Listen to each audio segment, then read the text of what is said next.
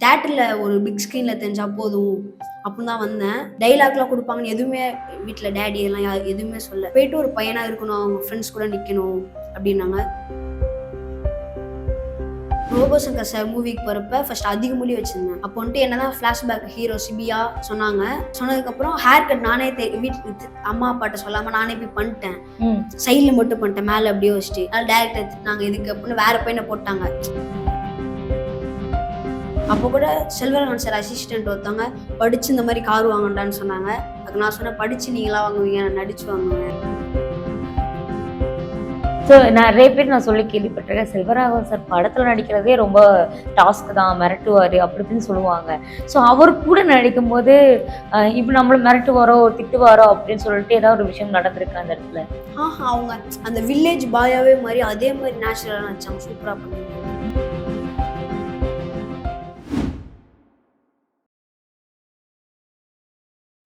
திரைமொழி நேரங்கள் எல்லாத்துக்கும் வணக்கம். இன்னைக்கு நம்ம கூட ஒரு சூப்பரான கெஸ்ட் இருக்காங்க.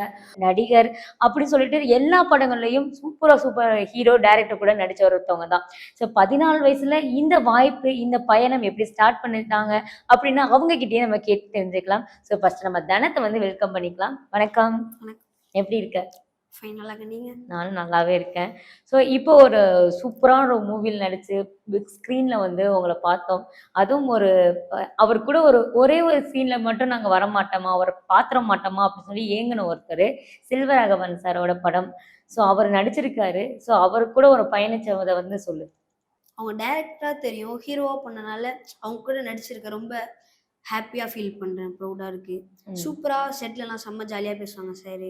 கேஷுவலாக எல்லாத்துலேயும் வந்துட்டு நாங்கள் பசங்க 8 பேர் இருப்போம், எங்கள் கூட உட்காந்து ஜாலியாக பேசுவாங்க. ஓகே. இப்போ செல்வராகவன் சார் அப்படி படங்கள் அப்படிங்கிறது வந்துட்டு தனித்துவமாக இருக்கும், நிறைய விஷயங்கள் சரியா? ஸோ அவர் நடித்த படங்களை தவிர நீ அவர் டைரக்ஷன் பண்ணியிருப்பார்ல, அந்த மாதிரி எந்த படங்கள்லாம் நீ பார்த்துருக்க? வட சென்னை, புதுப்பேட்டை, 1201 எல்லாமே ரொம்ப பிடிக்கும். ஸோ அவர் கூட நடிக்கும்போது ஒரு பயங்கள், அவர் வந்து சொல்லிக் கொடுத்த விஷயங்கள்லாம் வந்து இதெல்லாம் சொன்னால் திட்டுவாங்களோ, செட்டில் இதெல்லாம் பேசலாமா அப்படின்னு ஒரு பயம் இருந்திருக்குல்ல. ஏன்னா அவர் ஒரு சீனியர்ல, செல்வராகவன் சார்னாவே நம்ம எல்லாத்துக்குமே சீனியர். அப்படி இருக்கும்போது உனக்கு எப்படி இருந்துச்சு? சார் வந்துட்டு ஒரு சீனில் வந்துட்டு உன்னை கூப்பிட்றாங்க, ஊரே நம்ம வீட்டாண்ட தான் இருக்கு, உன்னை வந்து கூப்பிட்றாங்க சீக்கிரம் போவான்னு சொல்கிறப்பலாம் சொல்லி ஒன்னே அது மாதிரிலாம் சொல்லதுக்கு ஒரு மாதிரி இருந்தது. சொல்லாமல் எதனா கேட்பாங்களா, உங்களை அது மாதிரிலாம் சொல்லுவாங்களான்னு இருந்துச்சு. அப்பெல்லாம் எதுவுமே சொல்ல, ஜாலியாக பேசுவேன். ஓகே. ஸோ ஆமா, அந்த ஒவ்வொரு சீனும் அவருக்கும் உனக்கு தான் இந்த ஃபர்ஸ்ட் பார்ட்ல ஃபுல்லாவே வந்திருக்கும்.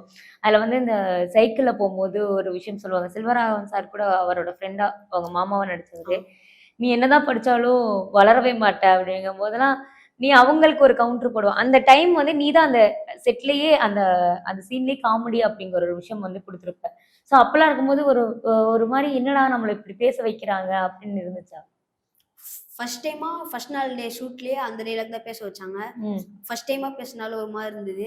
அப்புறம் பேசணும்னா அவங்க ஒரு மாதிரி சொன்னாலும் கோவப்படுற மாதிரி பண்ணு, ஃபீல் பண்ற மாதிரி பண்ணுன்னு சொன்னாங்க.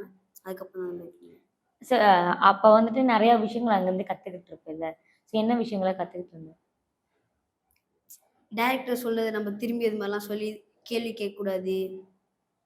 சொன்னத அப்படியே கரெக்ட்டா புரிஞ்சுட்டு பண்ணணும். ஆமா. சோ அந்த படத்துல வந்துட்டு நெறைய சீன்ஸ் வரும். இந்த கேரக்டர் தான் நீ தான் பண்ணணும் அப்படின்னு சொல்லி கூப்பிட்டாங்களா? எதுவுமே தெரியாம தான் போனியா? 8 பசங்க அதுல ஒரு பையனா நடிக்கணும் அப்படின்னு தான் கூப்பிட்டாங்க. டைலாக்லாம் ஃபர்ஸ்ட் எதுவுமே கிடையாது. ராசுன்னு ஒரு கேரக்டர் இருந்தது. அந்த ஒரே சுதர்சன் ஒரு பையன், அவனுக்கு மட்டும் தான் செலக்ட் பண்ணியிருந்தாங்க. அதுக்கடுத்து ஸ்பாட்ல போயிட்டு எல்லாரையும் பண்ண வச்சாங்க. நான் பண்ணேன், ஓகேன்னு என்ன பண்ண சொன்னாங்க. அதுக்கப்புறம் தான் 4 டைலாக் எனக்கு குடுத்தாங்க. ஓகே. ஸோ அங்க போய் நீ பேசும்போது இந்த வாய்ப்பு வரக்கு முன்னாடிலாம் வந்துட்டு, எதுக்குடா நம்மள கூப்பிடுறாங்க அப்படின்னு தோணியிருக்கும்ல. ச்சே இந்த கேரக்டருக்கு எதுவுமே சொல்லாம கூப்பிடுறாங்க. நம்ம ஏன் போணும் அப்படின்னு ஒரு விஷயம் தோணியிருக்கும். உனக்கு தோணுச்சா?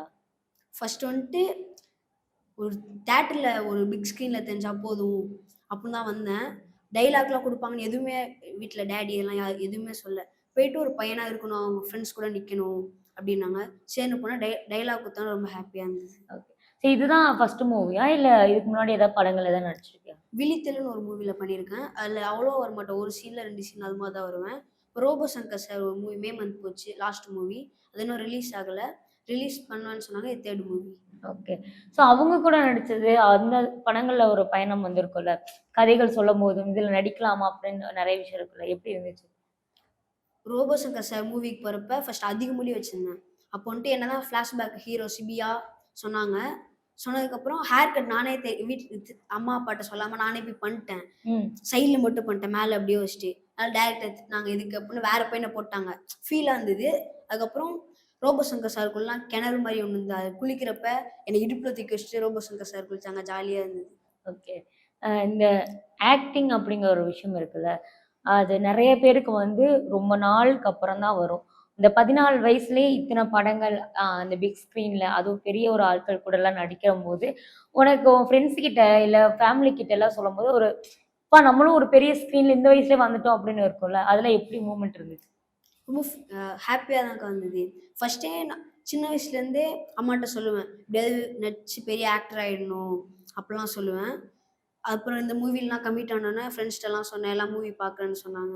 ம். அப்போ கூட செல்வராகவன் சார் அசிஸ்டன்ட் ஒருத்தவங்க படிச்சு இந்த மாரி கார் வாங்கண்டான்னு சொன்னாங்க. அதுக்கு நான் சொன்னேன், "படிச்சு நீங்களா வாங்குவீங்க, நான் நடிச்சு வாங்குவேன்." அவங்க கிட்டயே அப்படின்னு சொன்னீங்களா? ஆ.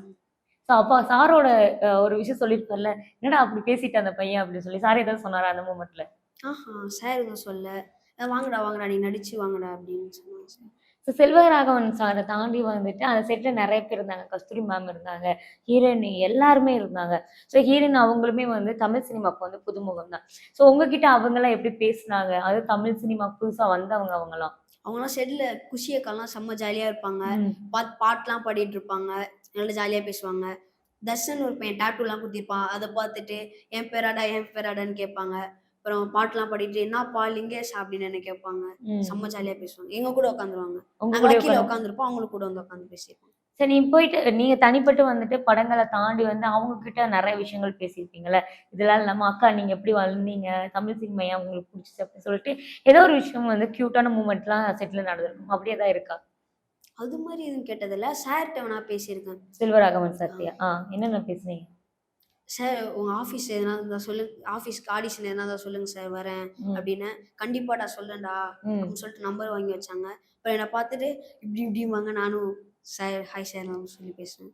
ஓகே. ஸோ நெறைய பேர் நான் சொல்லி கேள்விப்பட்டுருக்கேன். செல்வராகவன் சார் படத்துல நடிக்கிறதே ரொம்ப டாஸ்க் தான். மிரட்டுவாரு அப்டி இப்டின்னு சொல்லுவாங்க.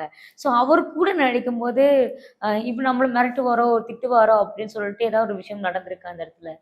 அவங்க அந்த வில்லேஜ் பாயாவே மாரி அதே மாரி நேச்சுரலா நடிச்சாங்க. சூப்பரா பண்ணியிருந்தாங்க. ம்.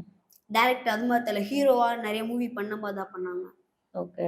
ஸோ அந்த மூவி வந்து உண்மையான கதை அப்படிங்கிறது விஷயங்கள் வந்து எல்லாத்துக்குமே தெரியும். மனிதன் தெய்வமாகலாம் அப்படின்னு சொல்லி. அந்த கதைகள்லாம் உங்ககிட்ட சொல்லும்போது, நீங்க வந்து இப்ப ரிலீஸ் ஆனதுக்கப்புறம் பார்த்துருப்பீங்கல்ல. அப்போ உங்களுக்கு எப்படி இருந்துச்சு? இது மாரிலாம் நடக்குதாடா? அப்படிலாம் சொல்லி ஆ. யோசிச்சீங்களா? யோசிச்சேன்.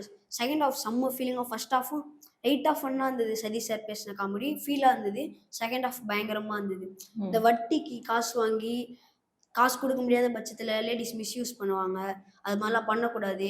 வில்லன் பண்ண தப்புக்கு கரெக்ட் பனிஷ்மென்ட் வாங்குனாங்க செல்வராகவன் சாரு. ம்.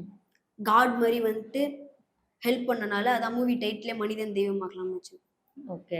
ஸோ இதெல்லாம் வந்து முன்னாடியே உங்களுக்கு தெரிஞ்சுச்சா? படம் பார்த்ததுக்கு அப்புறம் தான் வந்துட்டு, இதனால தான் இது வச்சாங்களோ! அப்படின்னு சொல்லிட்டு நீங்களே நெனச்சுக்கிட்டீங்களா? படம் பார்க்கும்போது எனக்கே ட்விஸ்ட் பயங்கரமா இருந்தது. நடிக்க சொன்னாங்க. அப்ப நான் ஸ்பாட்ல நடிச்சேன். இந்த எடிட்லாம் பண்ணிட்டு மூவி பார்க்குறப்ப தான் என்ன இப்படிலாம் எடிட்லாம் பண்ணி ட்விஸ்ட் எனக்கே பயங்கரமா இருந்தது. ஓகே. ஸோ இந்த அ கதைகள்ல வந்து டிஃபரெண்டான இதெல்லாம் இருக்கு. நீங்க நடிச்ச எல்லா படங்களும் இந்த கிராமத்து ஸ்டைல்ல தான் இருக்கா? இல்ல வேற வேற வேரியேஷன்ல எல்லாம் வில்லேஜ், ஸ்கூல் அது மாரி தான். இல்ல அந்த படங்கள தாண்டி வேற படங்கள நான் கேட்கிறேன். வேற எந்த 3 படத்துலயுமே வில்லேஜ் வில்லேஜ் ம். பாய், ஸ்டூடண்ட் அது மாரி தான். ஓகே. ஸோ இப்ப நீங்க சென்னையில தான் இருக்கீங்களா? ஆ இல்ல நீங்களே வில்லேஜ் அந்த சைடு தானா? சென்னையில தான் நான் இருக்கேன். ம். இப்ப சென்னையிலனா வந்து ஒரு மாடலா இருக்க லைஃப் வாழ்ந்துட்டு இருக்கீங்க. கண்டிப்பா 14 வயசுலயே உங்களுக்கு தெரிஞ்சிருக்கும். சென்னைனா இதுதான். இந்த லைஃப்ல தான் வாழ்ந்துட்டு இருக்கோம் அப்படின்னு. கிராமத்து ஸ்டைல் அப்படிங்கிறது ரொம்பவே டிஃபரெண்ட். இதுக்காக ஒரு டிஃபரெண்ட். அத எப்படி அடாப்ட் பண்ணிக்கிறீங்க? அந்த ஸ்டைல், அந்த ஸ்லாங்கு அதெல்லாம் வந்து மூவி டயலாக்கா இருக்கும்போது எப்படி அத அடாப்ட் பண்ணிக்கிறீங்க? ஃபர்ஸ்ட் பாட்டி வீட்ல தான் 6 வருஷம் படிச்சேன். ம். அதுக்கப்புறம் தான் இங்க வந்துட்டு 7 இயர்ஸா ஏதோ இருக்கேன். அதுக்கு ம். முன்னாடி அங்க இருக்கும்போதே வில்லேஜ் லாங்குவேஜ்லாம் தெரியும். ஓகே. ஸோ அந்த டைரக்டர பத்தி சொல்லணும். இதுக்கு முன்னாடி ஹிட்டான படம்லாம் அவரு குடுத்திருக்காரு. ஸோ அவரோட படத்துல நடிக்கும்போது உங்களுக்கு எப்படி ஃபீல் ஆச்சு? ஐயோ! இவரு ஒரு படத்துல நடிச்சுட்டோம்டா. இவரு இந்த மாரிலாம் டைரக்ட் பண்ணுவாரா? அப்படின்னு சொல்லியிருக்கோம்ல. அவர பத்தி சொல்லுங்க. ட்ரிப் மூவி, தூக்குதுறைலலாம் டே அ தூக்குதுறை மூவில டாடி ஒரு சீன்ல வருவாங்க. டாடி ம். நடிச்சிருக்காங்க அந்த படத்துல. ம். யோகி பாபு சார், விஜய் சித்து அவங்கலாம் பண்ணிட்டு, இப்ப இந்த மூவில நம்மளும் இவங்கலாம் நடிச்சிருக்கோம். இவங்கள வச்சு மூவி பண்ண டேரக்டர் கூட நம்மளும் நடிச்சதுக்கு ப்ரௌடா இருந்தது. ஓகே. இந்த படத்துல நடிக்க வாய்ப்பு வந்துச்சுல்ல. சோ அந்த வாய்ப்பு வந்து எதனால வந்து இந்த வாய்ப்பு கிடைச்சிருக்கு நமக்கு அப்படின்னு சொல்லி நினைச்சீங்க? ஃபர்ஸ்ட் ஃபர்ஸ்ட் வந்துட்டு அந்த கார்த்தி சார் ஃபர்ஸ்ட் மூவி ஒன்று இருந்துச்சு, நேம் தெரியல. ம். அதில் டைலாக் வரும்ல, அந்த டைலாக் ஃபர்ஸ்ட் பேசி ஆடிஷன் மாதிரி வீட்லயே பண்ண சொன்னாங்க. பண்ணி வீடியோலாம் அனுப்பிச்சு விட்டேன். இப்போ ஏதோ செட் ஆகல சொல்லிட்டு நீ அந்த நார்மல் பாய ராசு கேரக்டருக்கு தான் அந்த டைலாக்லாம் சொல்லி பண்ண சொன்னாங்க. அது பண்ணி பண்ணி சொன்னேன். நார்மல் பாயா அந்த ஸ்கூல் பாய்ஸ்ல இரு அப்படின்னாங்க. அடுத்து ராசுன்னு அந்த பையனை தான் போட்டாங்க. அப்புறம் ஸ்பாட்ல போயிட்டு தான் என்ன மாத்துனாங்க. அந்த ஸ்பாட்ல தான் ஆ. மாத்துனேன். சோ அப்போ வந்து நீங்க என்னடா நமக்கு மாத்திட்டாங்களே! ஐயோ! நெறைய நடிக்க சொல்லுவாங்களா? அப்படி பயம் இருந்துச்சா? ஏன்னா அவ்வளோ பெரிய படத்துல நடிக்கணும்ல. ஒரு டயலாக் மாறுனாலும் அது கஷ்டமாயிரும். பயம் இருந்துச்சா நடிக்கும்போது? அதிகமா கேட்பாங்கன்னு அது பயம் இல்ல. ஒரு மாரி நர்வஸா இருக்கும்ல. அதிகமா சொல்லிடுவாங்களோ! அது மாரி. ம். அப்புறம் அந்த இன்னொரு பையன் சுதர்சன் கேட்டான்ல, அந்த பையன் ஃபீல் பண்ணான். என்னடா உன்ன ராசுவா போட்டாங்கன்னாங்க. டைரக்டர் சார் கேட்டப்ப, எங்க எங்க மனசு ஃபீல் பண்ணிட கூடாதுன்னு, "நீ ராசு மோஸ்ட்லி, நீ ராசு ப்ரூஸ்லி 2 பேருமே ராசு தான்" அப்படின்னு சொன்னாங்க. ம். 2 பேத்துக்கு எல்லாத்துக்குமே அதுக்கு டைலாக் குடுத்தாங்க.